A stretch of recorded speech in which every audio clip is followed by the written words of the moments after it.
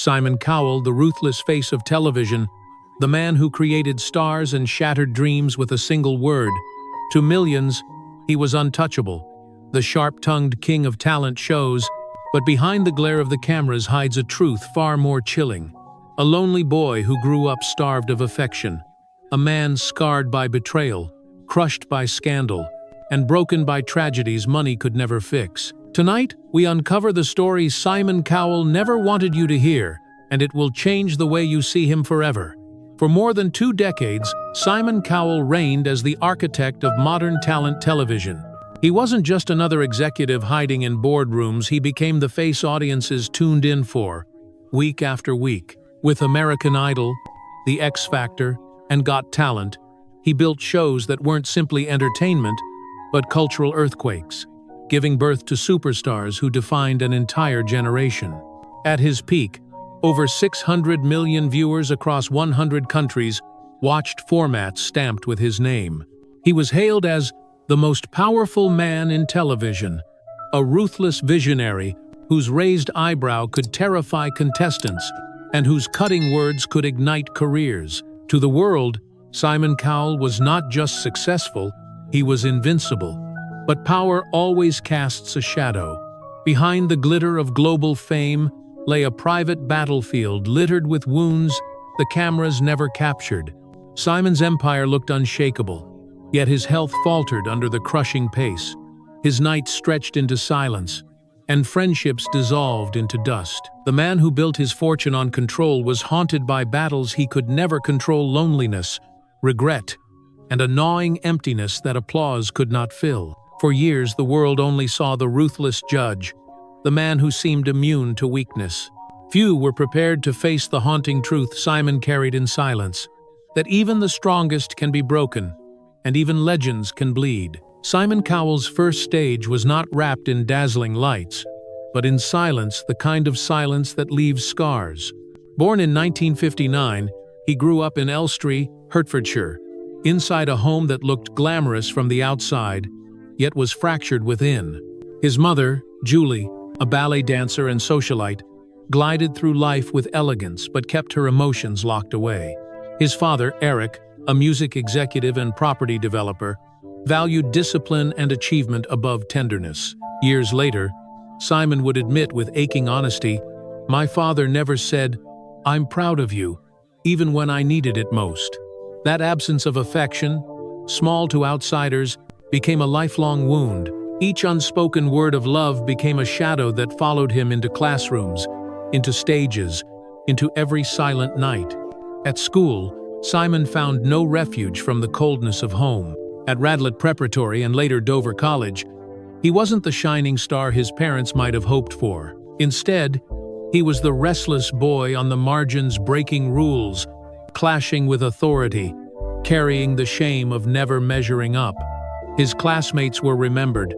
Simon was overlooked. When he finally left with only a GCE in English and sociology, it wasn't a relief but a humiliation. In a family where excellence was currency, Simon felt bankrupt. Each exam, each report card, etched deeper the same verdict he had carried since childhood: "You are not enough." Out of pity rather than pride, Simon's father secured him a job in the mailroom at EMI Music, the very bottom rung of an empire built on stardom. Each morning, he fetched coffee for producers who barely noticed his existence, sorted fan letters for artists whose names filled arenas, while his own presence dissolved into invisibility. "I was invisible in a world obsessed with the spotlight," he would later recall, his words dripping with the ache of humiliation. At one point, the shame became unbearable, and he quit only to discover that the world outside had nothing waiting for him. Rejected and defeated, he crawled back to the same mailroom, a ghost in a building where even his tears in the bathroom went unseen. Yet within that humiliation, something fierce began to form. The neglect of childhood hadn't destroyed him, it hardened him.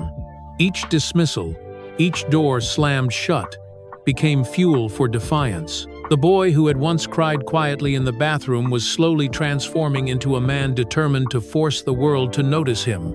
What he lacked in praise, he built in resolve.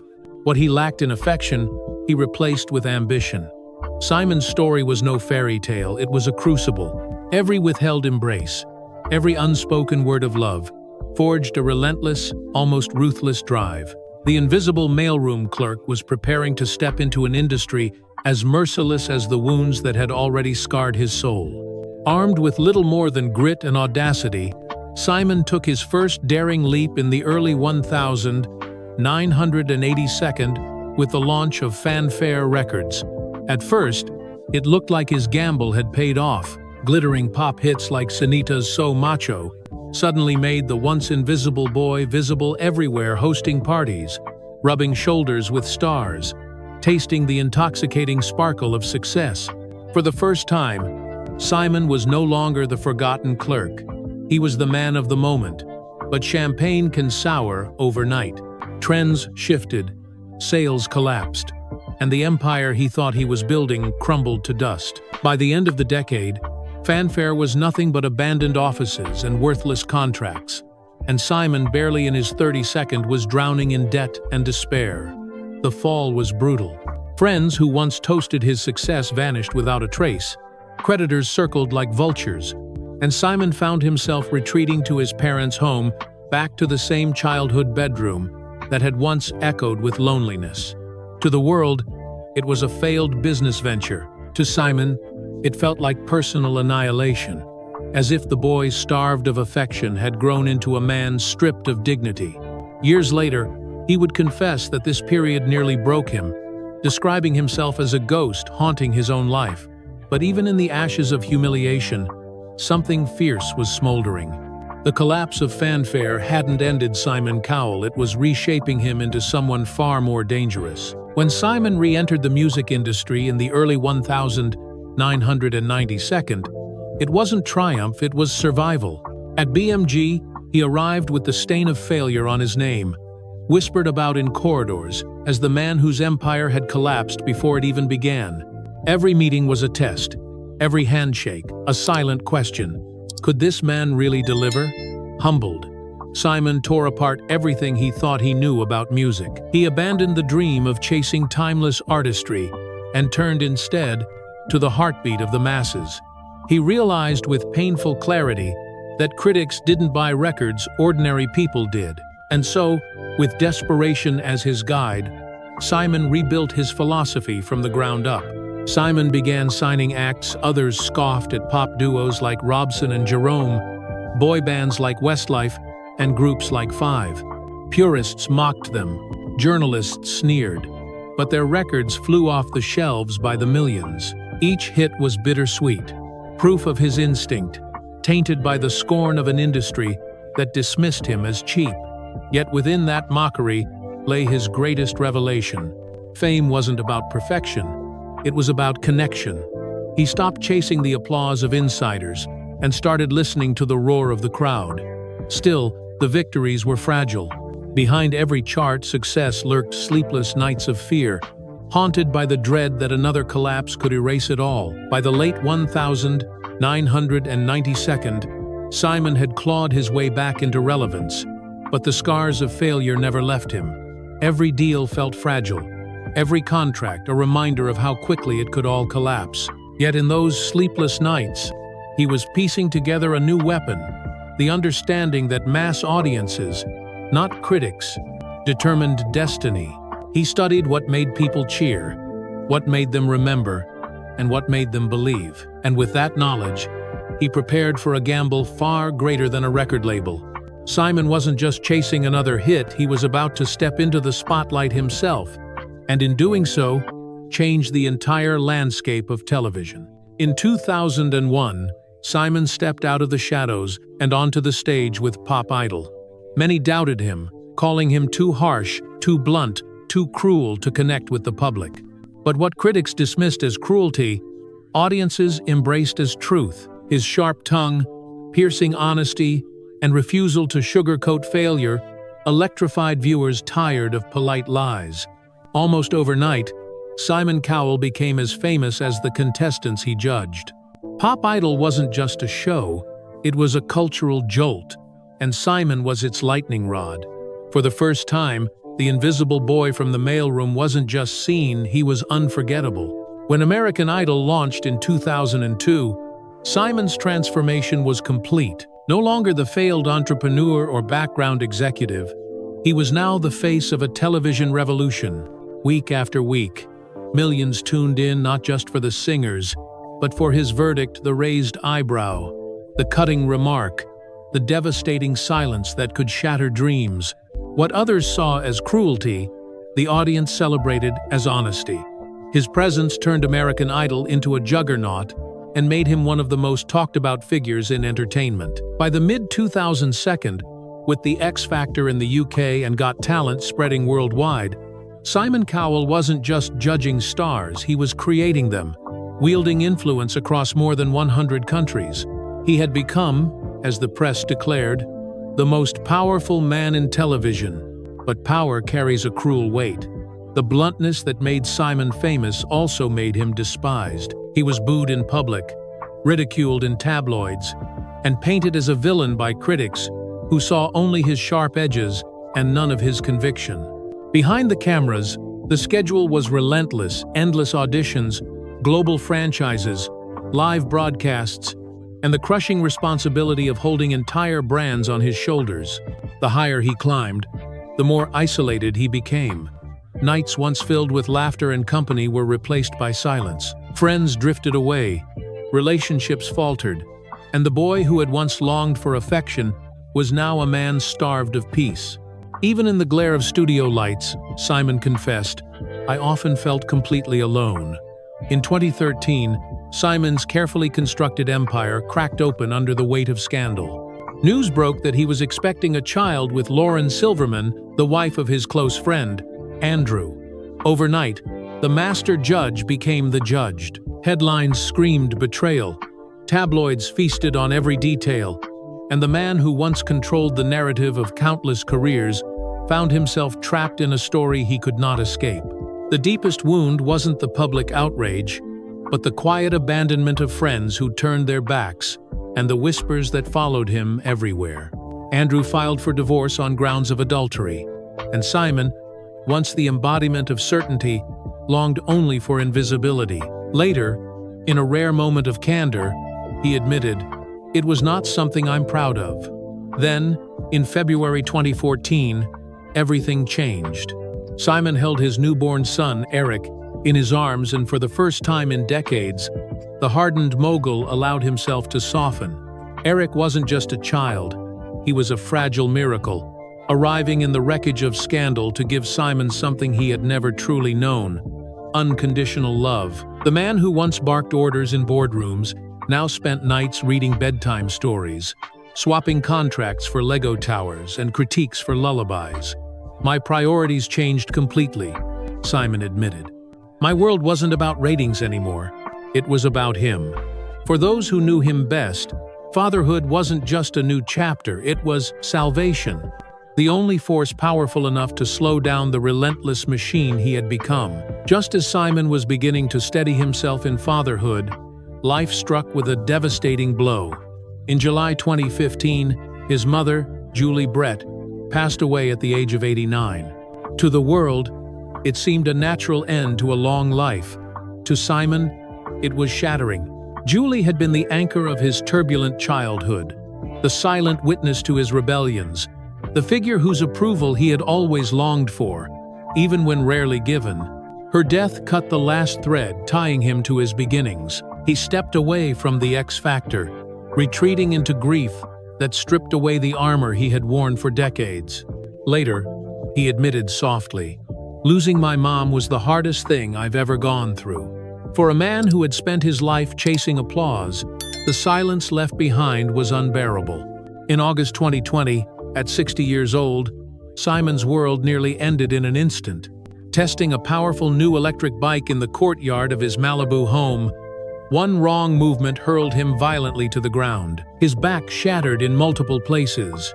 6 excruciating hours of surgery followed, with a steel rod implanted in his spine. He later admitted, "I came within a minute of not making it." For the man who had built an empire on control, the irony was brutal now. He couldn't even lift a glass of water without agony. Gone were the lights and cameras, replaced by cold monitors tracking his heartbeat.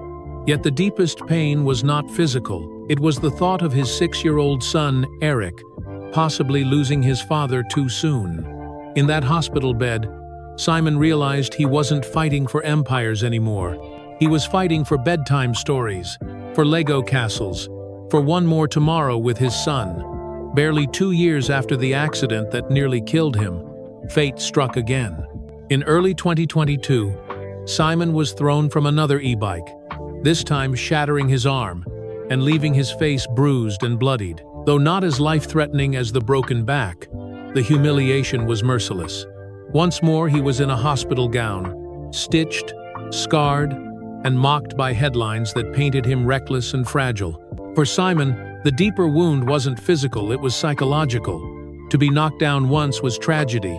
To be knocked down twice felt like punishment. Yet even in the despair, he refused to surrender. Later, he admitted, "It changed me in every possible way." Those back-to-back accidents forced him to confront his mortality and reevaluate everything: his pace, his priorities, and the empire he had once sacrificed everything to build. For years, Simon had quietly dabbled in cosmetic enhancements, a little Botox here, a filler there.